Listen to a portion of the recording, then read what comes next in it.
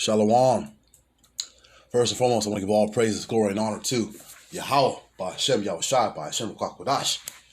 Yahweh being the true powerful name of the Heavenly Father, which means He is. Yahushua being the true name of His only begotten Son, which means He saves, the one who people in this world ignorantly call Jesus Christ. Holy, Kodash, Spirit. I want to give double honors to the elder apostles of Great Millstone who rule well, and salutations and much love to the rest of you sincere Aki and pushing the word in truth and sincerity. This is the cleric Azar, and I'm coming at you with another lesson, and I'm going to get right into it through the spirit of Yahweh, by Hashem, Yahushua.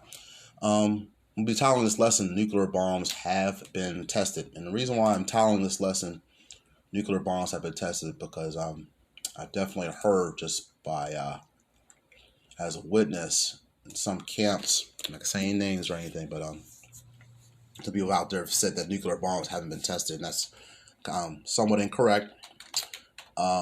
They have been, because that's actually part of science. When you have science, you have a theory, then you have a hypothesis, and then you have to kind of test that out. And once it's been tested, then it's been proven. Okay, so it's like a hypothetically speaking, you have this thought, and then it has to be tested. And that's when you get to the naming of the whatever the test was, and the results of that test. That's how you come to it. That's how you do your research. Let me see. But this is an image from an incident that happened back on July 9th, 1962.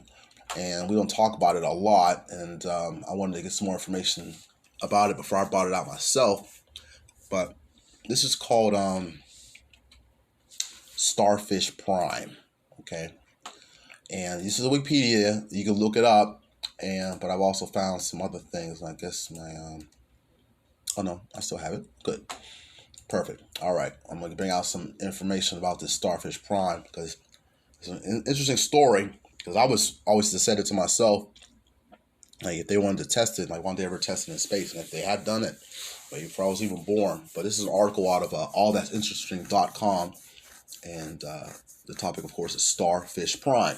Now, the incredible story of Starfish Prime. I'm just going to read the article by Kalina Fraga on allthat'sinteresting.com.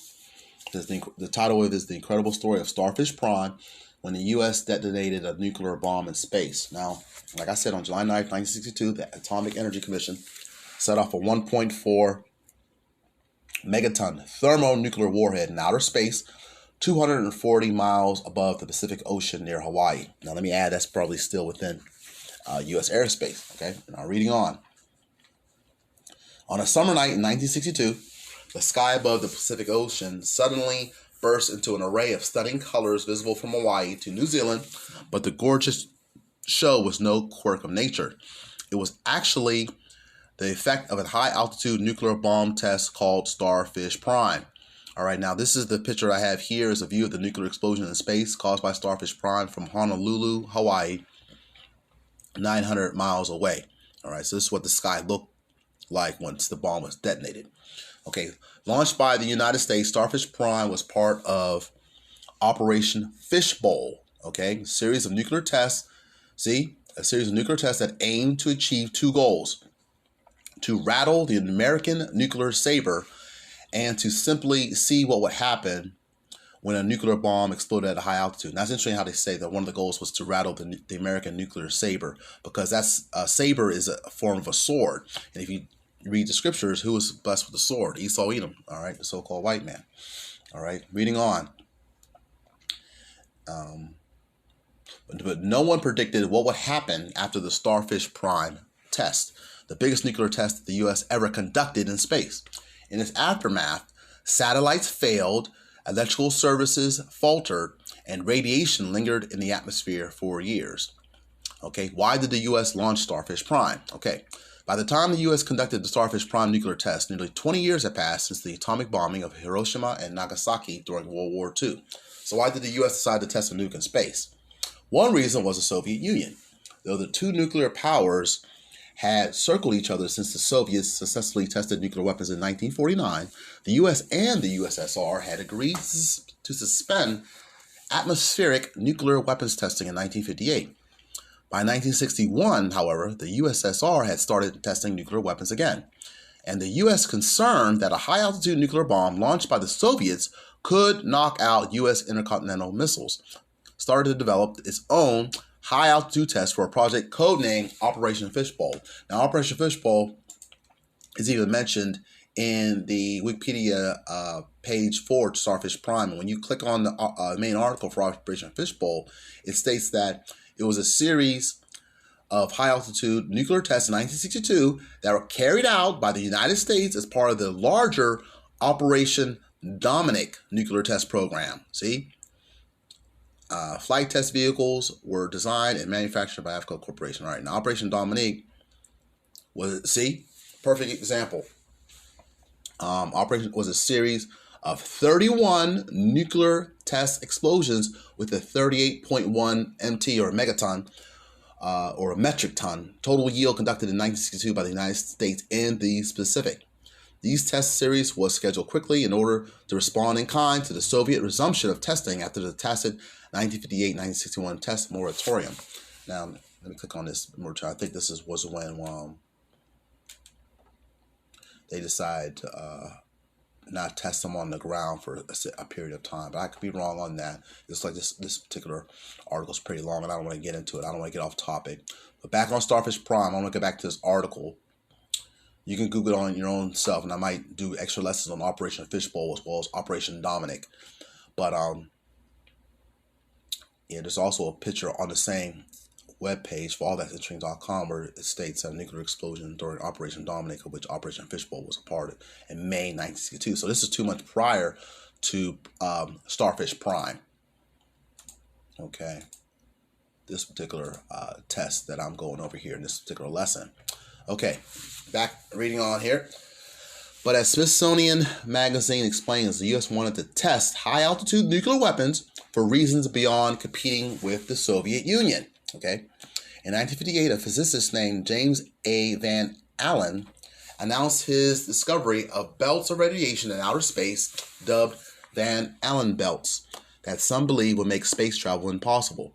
Others have hypothesized, there's that word again, hypothesized, that the U.S. also theorized that these belts could be weaponized. Let me read this again, because I found this very interesting when I saw this article. Others have hypothesized that the U.S. have theorized that these belts could be weaponized. Now, you know, what was that scripture? He was given the power of the air, and that's that. Those Van Allen belts are in that particular atmosphere, or in the atmosphere of the planet. Okay, that's what you got to actually, if you want to depart the planet to go to someplace else, you know, whether you want to go farther out into outer space or another planet, you know, you got to pass the Van Allen belts.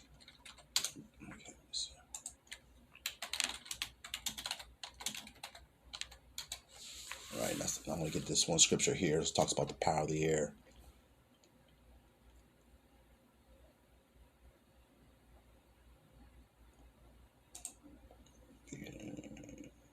Perfect. All right, Ephesians 2:2. And I'm going to read the KJV first. I think I'm going to go back to the NLV. But the KJV states, "Wherein in time past ye walked according to the course of this world, according to the prince of the power of the air, the spirit that now worketh in the children of disobedience." Now let me go into the NLT. "You used to live in sin, just like the rest of the world, obeying the devil, the commander of the powers in the unseen world. He is the spirit at work in the hearts of those who refuse to obey the Most High." I was like, wow. So that's probably not really what I was looking for, but he is Esau Edom is currently the prince of the power of the air, because according to Job 9:24, earth is given to the hand of the wicked. All right, so right now we're in a wicked rulership. Okay, let me go back into this article here. But there's only so much, when I start thinking about that Van Allen belt and how it could be weaponized, who knows? I was thinking about maybe the people that took the juicy juice, they could probably have a system set up with the Van Allen belt so that anything within the particular bubble, which is the earth, and which is in that particular belt, they could probably activate the Van Allen belt with some type of system so that anyone within this particular bubble, will react to it. And if you got the juicy juice, they could probably um, turn on something within the juice using the belts. Who knows? Okay, we're approaching something that's that seems very vast and evil really soon. So who knows what's up the devil's sleeve? Okay, Operation Fishbowl sought to see what would happen to the belts after a nuclear explosion in space. But of its 5 tests, Starfish Prime would be the biggest. Inside the Starfish nuclear test, the United States made no secret of its Starfish Prime test, which was scheduled for July 9, 1962, following a failed launch on June 20th. Smithsonian Magazine reports that news of the test inspired protests all over the world, as well as viewing parties in Hawaii. There, one Honolulu newspaper declared, "Nuclear blast tonight may be dazzling, good view likely." Starfish Prime was launched shortly after 11 p.m. 13 minutes later, the 1.45 megaton hydrogen bomb exploded about 205 miles above Johnston Island in the Pacific Ocean, and the sky erupted. A brilliant white flash burned through the clouds, rapidly changing to an expanding green ball of radiance, extending into the clear sky above the overcast, an eyewitness said per military report. The witness described great white fingers like an unclenching fist, green, purple, and red lights, the sky dully burning, blocking out the stars, and the tremendous, blocking out the stars. That goes back to what the scriptures talk about. The day of the Lord will be, I'm roughly paraphrasing, dark and no light. Okay, blocking out the stars and tremendous white rainbows, which dazzled for 7 straight minutes. The Hilo Tribune Herald described this explosion by writing, "It looked as though the heavens had belched forth a new sun that flared briefly but long enough to set the sky on fire." Other witnesses remember that the whole sky lit up in every direction as if it were noon, and some spectators as far as Fiji, about 2,000 miles from the Johnston Island launch, called the explosion breathtaking. The disastrous impact of the explosion. Starfish Prime did more than light up the sky. After the explosion, street lights in Hawaii went dark, telephones stopped working, airplanes had electrical surges, and radios went quiet. Now, this is an EMP, and if you don't know what an EMP is, an electric magnetic pulse. Okay?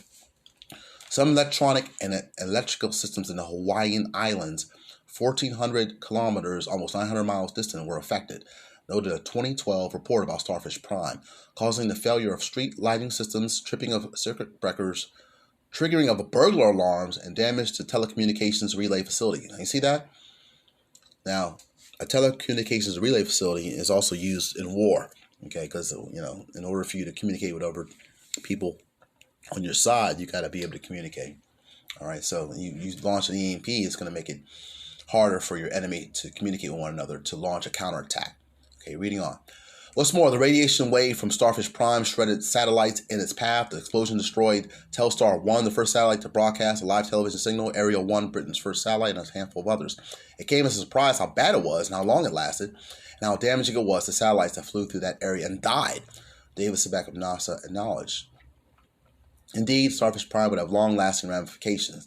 The unsettling aftermath of Operation Starfish Prime. All right, Starfish Prime may have been visible for mere minutes, but it would affect the Earth for years to come. See, these things are damaging. According to National Geographic, the explosion created an artificial radiation belt that lingered in space for a full decade. So that means it was up there from 1962 up all the way up to around 1972. Since this belt was even stronger than the Van Allen belts, but the era of high-altitude nuclear testing was short-lived.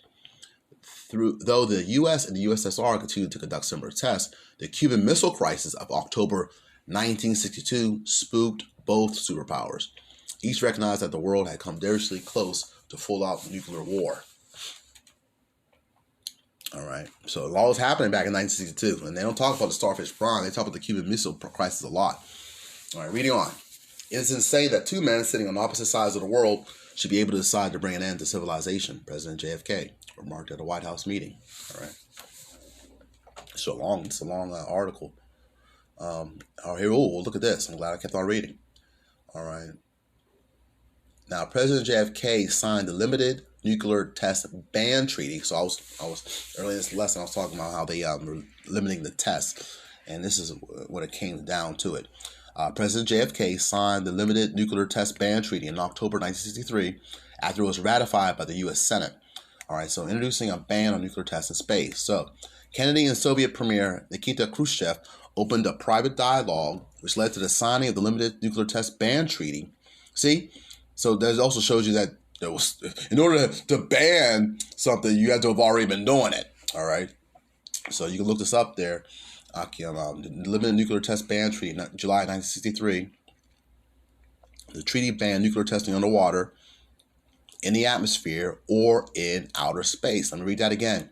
The treaty banned nuclear testing underwater, in the atmosphere, or in outer space, which meant that American scientists wouldn't conduct experiments similar to Starfish Prime anytime soon.